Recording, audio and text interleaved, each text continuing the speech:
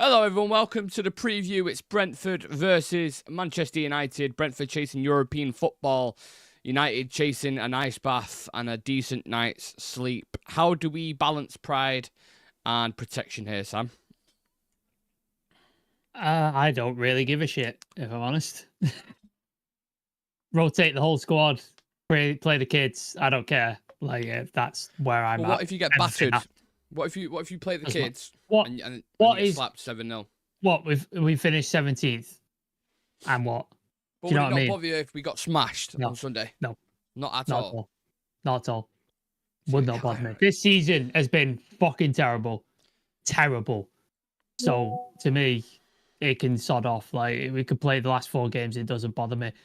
I do find it weird that we're playing Villa after the Europa League final.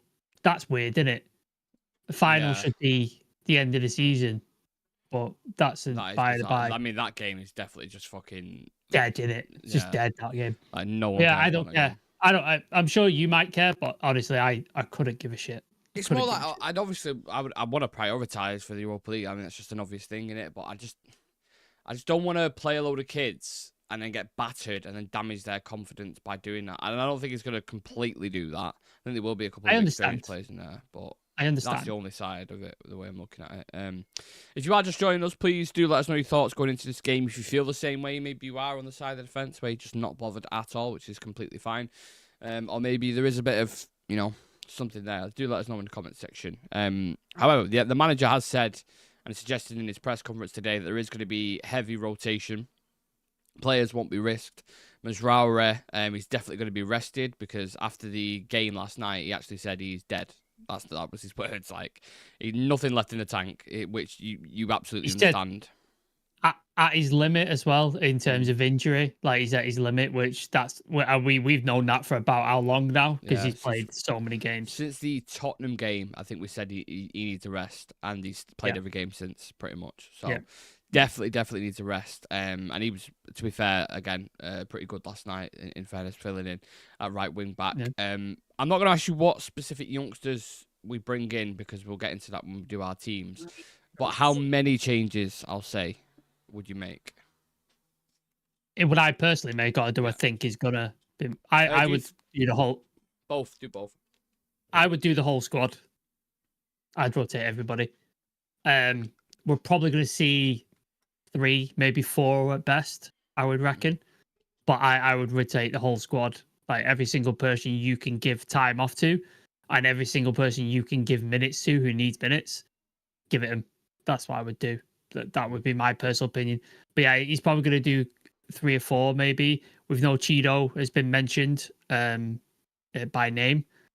Harry Amas would probably want to be one of them as well, I imagine, because he has got minutes before. Fredrickson might be another. Yeah. And then did he mention Sekou Kone as well by name? Yeah, he said Chido and he said Chido and Sekou will be rested. So there's 4 for you. So that could well be the 4 that you see in terms of youth players coming in, and obviously you could see the likes of Ericsson and that kind of players coming in to start and get some minutes under the legs because they might be useful coming off the bench against Bilbao or being used to sort of keep hold of the ball, etc. when we're trying to get the win at the end of the day. So yeah, I think I would fully rotate. Probably see about 4, I reckon.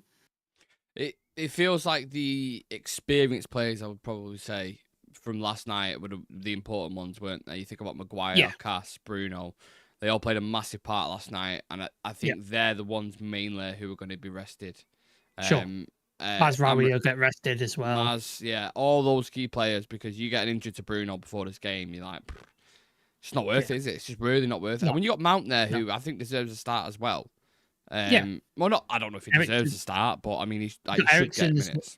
You got Ericsson who could play in that 10 as well. You can put him there as well. So you've got options who can play there. You don't need to play the likes of Bruno. Like, you don't have to play him. So why would you? I thought it was interesting what Amri said about Casemiro last night, actually. He speaks about how it's basically almost impossible to move him out of the team now because of the way he's been performing. And they've worked with him basically on the press and when not to jump because he can get caught out sometimes just due to the nature of his kind of athletic ability or non-athletic ability, currently speaking, because obviously he's in the last stages of his career. But just his positioning better, and in Europe as well, just seems to have that little bit of an extra gear and bring that experience to it, and obviously scoring goals as well, which always helps. But does this just go to show just never write off a player completely? Because we had Jamie Carragher, in fairness, came out after it was like leave the football before the football leaves you, right? And obviously, he looks a little bit daft with that in a minute because he's playing really well at the moment. But we can't lie at the time, Sam. A lot of us was feeling in a similar way after that Crystal Palace game. Yeah, I think sometimes it's down to systems and down to leagues and stuff like that. I just think certain players, certain leagues and certain systems. Like, look at Anthony. He's fucking killing it at Real Betis at the minute. Like, he scored an absolute screamer the other night, and he's so well liked that they're offering to kidnap him and all sorts of shit to keep him there. La Liga suits him. That seems to suit him. That seems to suit his style. Like, that's the way it goes. We've seen Scott McTominay. He was misprofiled in our team and not used to the best of what he's good at. He's gone over to Napoli, and he's probably arguably one of their most important players now, and he might win them a title. So sometimes it's just about how the team functions, where they're being played, and then what league they're in. And we've seen it in Europe. He seems to thrive. Like, the style of Europe, continental football, he's just built for it. And now, I think in the Ruben Amorim system, he's a bit better equipped to do what he does best. Whereas in the chaotic Ten Hag system, where it's just wide open spaces, he had to cover and try and do that. He looked awful, which Chivy rightly pointed out several times. Yeah, I was about to say that. And I think in this system, he's better protected because he's got a guard next to him who puts fires out, makes tackles, does that sort of dog work. He can then concentrate on like making passes, getting forward to score and stuff like that. He's not doing this whole space by himself while Bruno and whoever else was playing with him fucks off up front and doesn't give him any protection. So I think that's to do with it as well. I think you could well see Garnacho go to a system that plays actively with wingers and he'll look like fucking Lamine Yamal. Like, you could well see that, but just in this system, he struggles a little bit, and he's a bit not quite. He's like square peg in a round hole, sort of, isn't it? It's like he can do it, but it's not. I do think he's been better. He's improved. He's definitely improved. He's definitely improved a little bit more for sure. Not to the level that we want him at, but he's improving slowly but surely. But in that midfield area, I think we haven't seen Kobbie Mainoo start a game yet, I don't think. And now, I'm not sure if that's because of when Amorim was speaking when he came back from his injury, he was like, we need to be careful with Kobbie because of whatever it is. So it might have something to do with that. But where's his long term for a player of his ability? He should be playing every game, shouldn't he? Yeah, I think they're a bit conscious because obviously when he first hit into the team, he was probably our most important player. Like, he was pulling us out of situations, scoring important goals, went to the World Cup, not the World Cup, the Euros, and was super important in that team. So he played a lot of football at like 18. Yeah. And you saw he suffered a really big injury, didn't he, at the beginning of the season? And he was out for a long time. What was it? Was that his knee? What he did? I can't remember what it was. But he was out. And I just think when you've got a young player and they end up playing a lot of football, the impact on their bodies is a lot more than players who have got a bit of experience and know, like, okay, I've got a bit of a niggle here. I'm not going to risk it. Whereas young players, it's like, I want to play. You mentioned Lamal there. Lamal's played 100 games already. Yeah, and that might come back to bite him. 17. In a couple.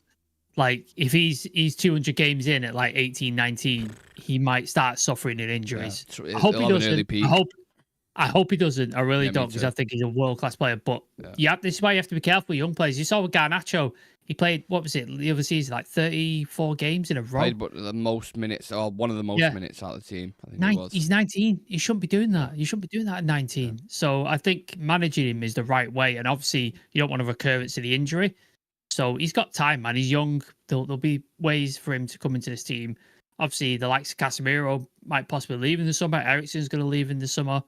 So there'll be holes in the squad that he can definitely sort of fill in. But I'm happy with him to be sort of cautious with him. And we saw him introduce Lenny Yoro slowly, didn't we, after his foot injury?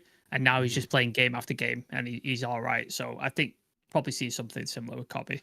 I just don't know what a long-term fit for him is. And also, and this is by no stretch of the imagination me going in on Kobbie, because I think he's an unbelievable player.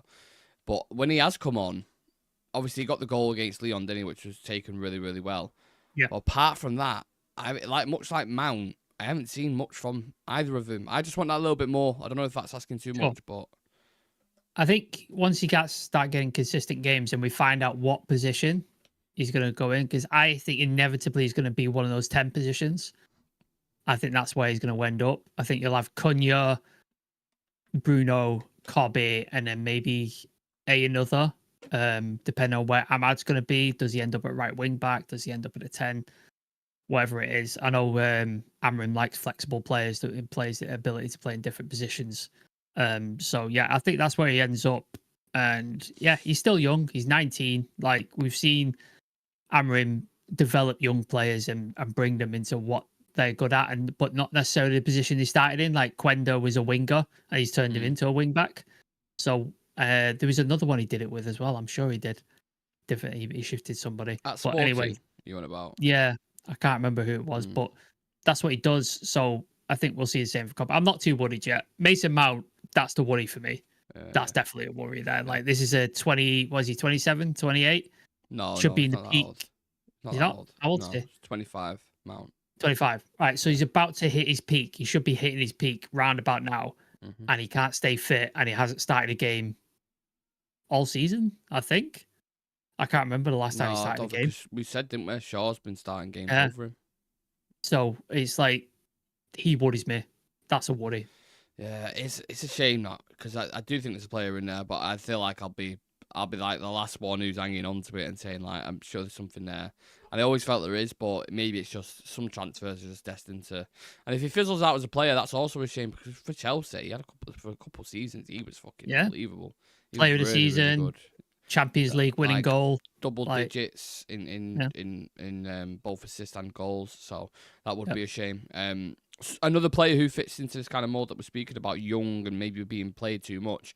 Rasmus Højlund got praise from Amrin last night, saying that basically it was his best game under him since he's been here, and obviously it looks like he's working hard.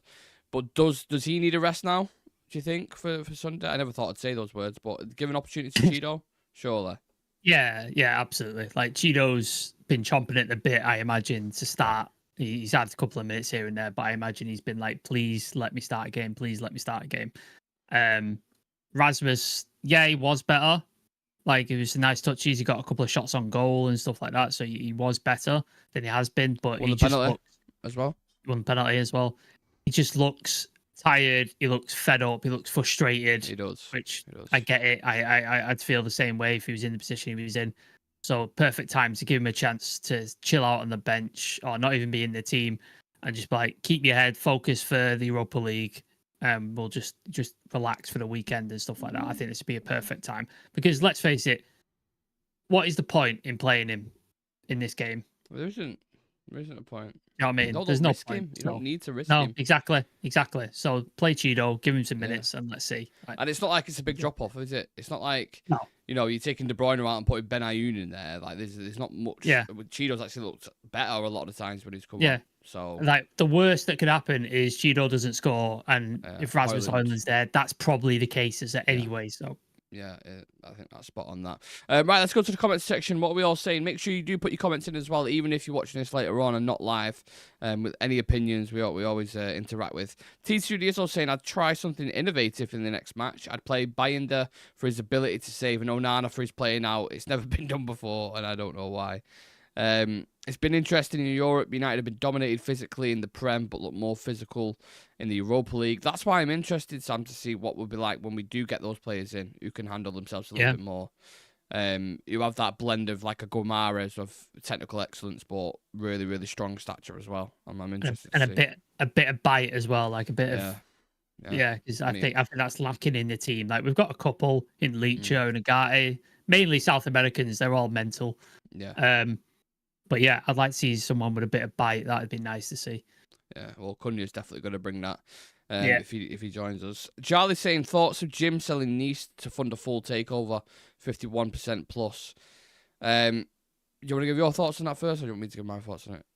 Is that backed up? Because I saw. I think that's a pretty legit. I think it's a pretty legit thing. Yeah, from what I've seen, from what I've read. I saw Talk Sport with it, so I was like, I don't I don't really sort of take any notes from TalkSport. If it is true, I think it's good news because it means Glazers no longer majority owners or majority in power.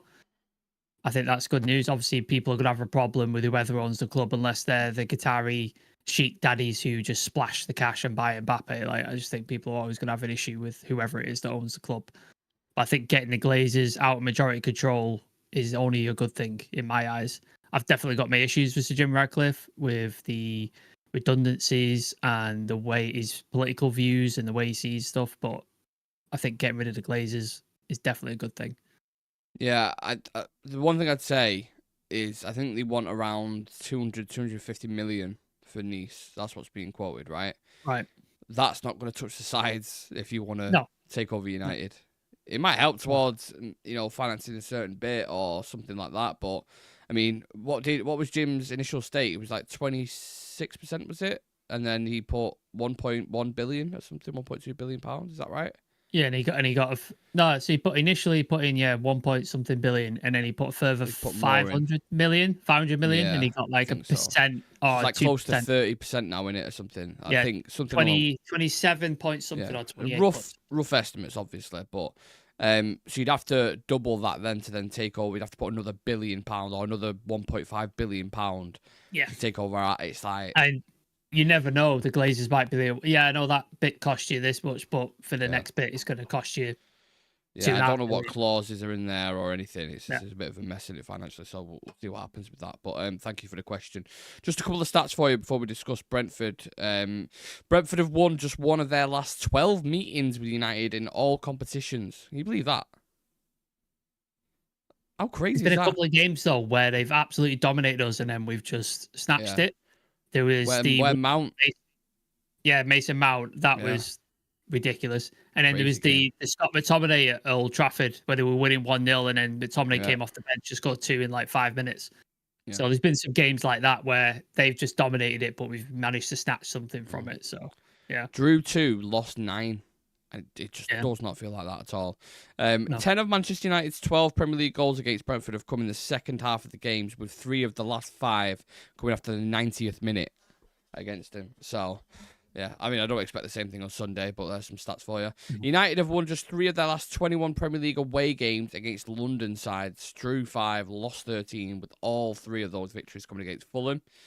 Brentford ended a run of 8 home Premier League games without a win, with a 4-2 victory over Brighton on 19th of April. It was the 5th time they'd scored 4 or more goals in a home game, their most in the season since 1990. So, yeah. Right. They've had goals this season, Brentford, for sure. Oh, yeah, we're going to talk about those 2 players in particular in a second. But, yeah, look, completely different motive for Brentford going into this. Still equally as impressive as a team who's, we're fighting for the Europa League final, and that's in our conscious right. But for a team of Brentford, with the budget that they've got, chasing European football, it might be the Conference League, but that's still absolutely massive for them. That'd be huge. Go on. For a club their size, from where they've come from, is mental. Like, they come from, like, League 2, non-league football, and they've come all the way up. And now potentially playing in Europe next year, which is insane. Like I said, with the budget they have, and Thomas Frank is a fantastic manager. I think he deserves more credit than he gets. The scouting is really, really good. Like the talent they've identified, the likes of Ivan Toney, Mbeumo, Visser, Damsgaard, Norgard, like all these talents that are in this team, they've identified and brought in for relatively cheap. And they've created a team which is excellent and doing really well in the league. I mean, they do better than us this year, which says everything, doesn't it? Quite a bit as well. Like 9 and 10 points above us, aren't they? Yeah. So they deserve all the credit, and he's definitely a fantastic manager. And Brentford should be ecstatic with how they're doing right now. They are now a Premier League like stalwart, aren't they? Like, you're never worried about them going down. They're always going to be there or thereabouts, and just slightly trying to push up now into European football, which is great. So I was looking at it before to see how it works. If Newcastle, because Newcastle won the Carabao Cup, and if you win the Carabao Cup, you get into the Conference League. If you win the FA Cup, you get into the Europa League, as we know. So if Newcastle finish in the top 6, the Conference League then gets past 7th place, right? So Brentford are 6 points off 7th in a minute. However, Villa and Fulham, who are both above him in that gap, play each other on the weekend, and then Brighton play Newcastle as well. So that's 2-3 teams around him that could drop points very easily, and they can go 3 points behind him. So that's a massive incentive, isn't it? I think if we win the Europa League as well, that means a Europa League place gets passed down as well, because we'll be in the Champions League. So there's another one. So there's potentially there. I think there was a mathematical thing where if Villa got to the final, there was a mathematical thing where potentially 11 English teams could be in European competition. That's crazy. Next year. But we've already got the what's the fucking, you know the word for the 5? There's a specific word for it. Yeah. I know the word you're talking about. Is it? Coefficient? Coefficient. Is that what it is? Rankings. Yeah. Yes, that's the one. Potentially teams like Brighton, Brentford could end up in Europe, which is great. I'd love to see it. Just shows the strength of the Premier League, doesn't it? But I also think on the flip side of that coin, how impressive it is that given the budget they work with every summer, I looked at their average budget every year. What do you reckon it is that they work with? 70 odd million, I'd say. Half of that. Oh, like 35. Wow. Yeah, 30 to 40 million pound on average per summer. Bar the last year, I say Brighton went mental last summer, didn't they? There's like Brighton did, but Brentford literally spent 30, 40 million pound. That was it, and that's as well with selling Ivan Toney to Saudi. So they're in profit. Yeah, then. like madness what they're doing, and I think that speaks volumes. I don't think he gets spoken about. I always say this on a preview about Brentford, but Thomas Frank as a coach does not get spoken about. People need to give him his flowers a lot more.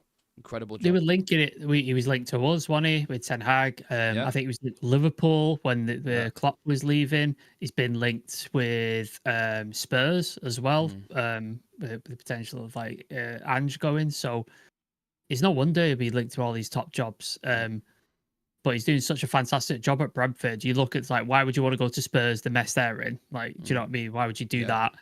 Why would you want to go to Chelsea where they just fire manage left, right, and centre? Yeah. So he's got a good job there and he's doing well. So like, unless a job comes along like a Liverpool job or something like that, where it's a stability and stuff like that, why would you leave? Like, just don't make sense. I think the one thing that's gonna shift him, and it would be like what happens with most managers who have teams on very small budgets when they have to sell players. Both Visser and Mbeumo have been linked with moves to big clubs during the summer. Mbeumo this season, 18 goals and 6 assists he's got. Visser, 17 goals and 3 assists. What we would do for those numbers up top in it. They seem like they're competing with each other to see who can outscore the other, doesn't it? Every week, it's like one of them scores and then the other one will score. And that seems to happen every week, which is just madness. And they're not even like pure number 9s either. They play like wide and stuff. So who's the fault? Is it Sharda? Is that the guy? Kevin Shard, he's come on. I mean, he's got more goals than Højlund himself this season. But like, he's not even their top scorer, and he's their number 9, like apparently, and Visser and things. So yeah, these two. I'm sure that Mbeumo got 1 year left on his deal as well. Like he's not far. 1 or 2. I think it might be 1 or 2. So his price will be dropping by the year every time they keep him. So if they do want to cash in on him, they have to do it soon. Same with Visser, I imagine, because you saw with Ivan Toney, they held on to it, but he ended up going and they cashed in on it. But I think, if they want to cash in and reinvest in the squad, they're probably going to start looking at doing that and entertaining bidders. And if I was them, I'd be like Brighton and be like, if you want him, you're going to have to pay up. Pay us the fucking dollar. Didn't Forest bid for Visser in January? I think it was. Yeah. But it was like a £30 million bid or something. I think. Brentford get fucked. I don't think so. For 2 strikers to be in a Brentford team but have like almost 50 goal involvements between them. Mate. That forward line, I think, has probably got 12 goal involvements or 15 goal involvements between them max. Yep. Such a world of difference, and just wins you games. Newcastle. OBS. Sorry, 1 second. It should reconnect me in a minute. Does this sometimes, so apologies if there's a bit of a dropout, people. Another thing that impresses me as well is that the system that he implements seems to be so effective for Brentford specifically. I know both teams with Amarin and Thomas Frank play with a back 5, but Brentford have a slightly different style. They don't really rely on the centre backs progressing as much. They go a bit more direct. There's lots of switches of play, a bit more physical team. But it's interesting seeing this back five, back three, whatever you want to call it. It feels like it's becoming a bit more prominent in football now, doesn't it? A lot more teams are using it. A lot of people went and they saw the success with Pep, didn't they? And they were like, oh, this is how we have to play now. High possession, pass it round, like tire the players out, and then use your intricate thing to get through to the goal. And I think because they realize, a lot of teams realize we don't have the quality of players to do that. Like Pep's system works because he brings in the best people in the world and he drills it into their heads. And if you don't do it, you don't play. So that's the thing. So, and I think a lot of teams have now gone, look, we need to find a way out of this and a different system that works for us. And obviously Brentford have found that with the way they play. They've also got two really solid people in the midfield in Damsgaard and Norgard. I think they don't get enough credit. Fantastic players. And Norgard's like it sounds like an insult, but he's a little Ander Herrera, I would say. Like, he sort of just gets about, he's aggressive, gets all the ball, can pass and stuff like that. And then Damsgaard is like the playmaker and makes things happen, can score some goals. So they've got a really solid midfield as well. Not only a good forward line, but a solid midfield. So they're a really impressive team, man. For players that a couple of years ago, you'd be like, who? And now everybody knows who these players are. Everybody's like, yeah, great player. But it works, though, against teams, especially when you play the big teams. The amount of results they've got against Arsenals and Cities and because they go, like, a team can be really high press and they can just go long, like, and Burno, physical, Vissa, physical, 1-2, in behind, and they can kill you. And Forest, very similar in that way as well, where because they've got players like Elanga and Hudson-Odoi and Gibbs-White, they could just murder you on the transition. They went to St. James's Park away and beat him soundly, like, absolutely thrashed him. Yeah. Like, not many teams go to St. James's Park and do that shit, and they went and did it, which is really impressive. Super impressive. Right, let's get into the ones to watch then, and I'll get back into the comments in a second. One from United and one from Brentford, or are these obvious, do you think? I think for Brentford, it's obvious. It's in Buemo or Vissa, innit? It's one of those two. Those are the guys that are going to cause you the issues and big problems. For United, it depends who plays, but if Chido does play, I want to see what he can do, what he's got about him. If he can get a goal or he can impress me with his movement and the things that he does on the pitch, like I want to see what he's got. Equally, Seki Kone, if he plays, because he's been looking absolutely dynamite in the youth system. Yeah, I'm looking forward to that. I want to see what he's got. So those two, I'll be watching closely. I think they're really, really exciting players. Mason Mount is someone I would throw in there as well, just because you saw him score against him.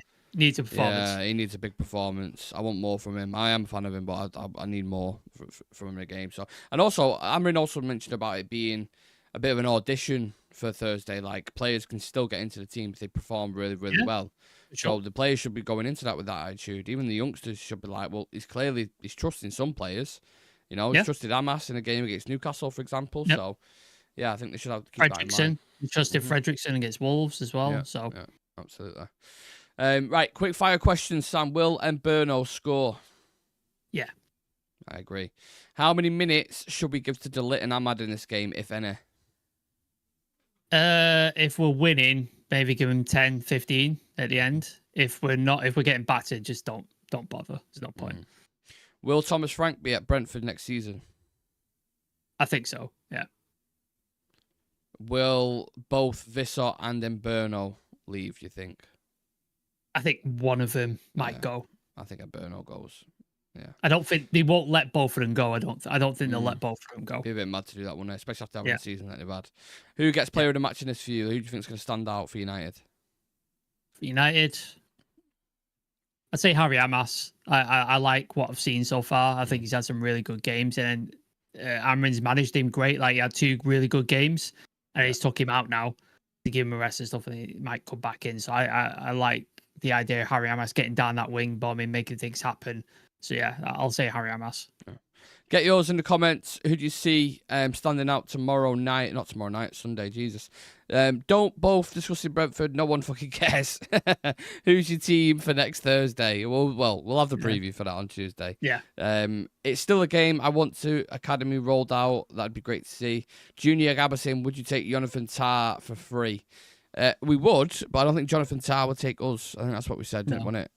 And I don't think we need a centre back, to be honest. Like, it's not a priority position. I'll take him. So. Yeah. Like, I'll take it, but I just don't. It's not a priority position. Yeah. So, yeah. Yeah. Unless, can he play as a 6? No? Okay. Move on. Striker, can he play up front? Can he score? Well, if he's a centre back like Maguire, then he might have something in his locker. Jesus. Who knows these days? Yeah. He can do everything, that guy. Right, the teams are on the screen, Sam. So just run through yours if you can. So I have gone fully rotated. I don't think there's going to be this many changes, but I'm putting it out in the universe because I don't give a shit about this game. So I just want to see as many people get minutes as possible. So being doing that, give Onana a night off. Fredrickson, I think he had a really good game against Wolves. I want to see more from him. Lindelof, he wasn't great against Athletic Bilbao. So let him play here, and I think you'd probably play Maguire against Bilbao again. So let's just give him his minutes here. Kakonki's been on the bench quite a lot. We've yet to see him. Let's see what he's got. I would love to put Aiden Heaven in there, but I don't know what his fitness is. I don't know where he's at. I don't think he's ready just yet. Yeah. Mantato, he's been spoke about really a lot. He's been hyped up. Jason Muppeteer said he will get a debut before the end of the season. This might be a good game to put him in. Let's see what he's got. Mazraoui needs a rest. We don't have Dallo. Dorgu, I think Amram said he's struggling a bit with tiredness and stuff. So Mantato, let's see what he's got. Amas on the left, which I've spoke about. Kone, we spoke about. I'm really excited about this guy. I think he's going to be a really good player, and he's absolutely smashing it for the youth team. So let's see what he's got. Morehouse, he's been on the bench more times than I can count. He's yet to get any minutes. A lot of people have talked about him like a ball carrier, and he's really, really good. So I want to see him. Mason Mount, like you said, I need to see a performance from him. Give him the start. Let's see what he's got. Get a performance out and see if he can sneak his way into the squad. Ericsson, probably not going to play against Bilbao or anything like that. So let's get some minutes in his legs just in case we need a sub. And then Chido, dude deserves a start. Let's see what he's got. Give Hoyland the night off. Yeah, Ericsson back at his old club, of course. Obviously, played for Brentford, didn't he? I've not gone as strong. I feel like Amarin will still want to keep a little bit of rhythm in there. So I've gone Onana, Yoro, Lindelof, and Fredrickson as your back three. I was impressed with Fredrickson against Wolves. Camerson has been tipped to make a debut as well, so I've put him in the team. I forgot about him. Laurie keeps speaking about him, so I've got a sneaky suspicion he might start. Maybe I've gone a little bit too strong in the midfield. Maybe Sekou Kone and Ugarte or Ugarte Mainu. Something like that. I have put Ugarte and Mainu together because I think Mainu can probably start a game now, or he should at least be close to it. And then maybe sub Ugarte off in the 60th and bring on someone like a Sekou Kone and push him into the game that way. Amasi will be at left wing back, no doubt about that. And then Mount, Chido, I've gone with as well. And maybe Ericsson. I put Garnacho in there just for a bit of a direct threat, but I can also see Ericsson in there as well. So, yeah, wouldn't surprise me at all. Junior Gabba saying Mount's been shit for the last 5 games, by the way. I agree. I don't think it's been great at all. He's had moments where he's looked all right, but we need more in it. For the price that you're paying £250 a week and £60 million, you expect a quality player, and we've just not got that at all. So, yeah, totally agree with that. Right, now into the... I don't think the score prediction is going to surprise anyone at all, but we might as well do it, Sam. I'm just gone straight up Brentford 2-0. I've given us a goal. I've said 2-1 Brentford. Oh, wow. A goal. Who's getting that goal out of curiosity? Chido. Yeah, I'll take that. I'll take I know it sounds bad, but I'll take a 2-1. Chido scores. Bit of a good game. I'll have that. Yeah. I just don't want to get battered because even the confidence, even though it'll be a different team, you think about Thursday. You don't want a 4-0 slapping, do you? And then going into a game. No, like I don't. Just don't embarrass yourselves. Like, just don't. I don't need an embarrassment. As long as that's fine. Yeah. We put a poll up at the start of the show saying how many players do you rotate? 20% said the full squad, 67% said 5 to 7 players, 13% said 2 to 3 players, and 0% said make no changes. So 5 to 7 seems the key area that people are going with. So yeah, let's see what Ruben Amorim does. We will be live around that game, pre-match and post-match, so please do come and join us. Apart from that, look out for a couple of bits over the weekend, especially if there's some transfer announcements. There'll be stuff over on our socials on Instagram and X and TikTok, so drop us a follow. Enjoy the rest of your weekend, ladies and gentlemen, and thank you for watching. Appreciate you. See you in a bit.